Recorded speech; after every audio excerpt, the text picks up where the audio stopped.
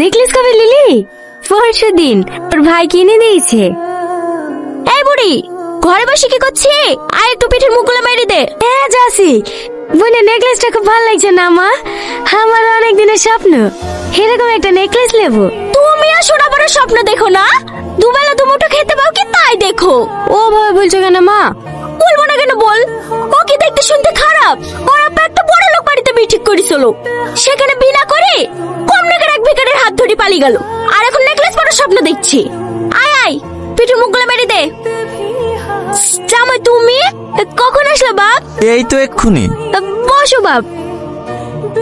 ভালো আছো ভাই? হ্যাঁ ভালো আছি। বসো, আমি পিঠের মুখগুলো মেরে দিই কি?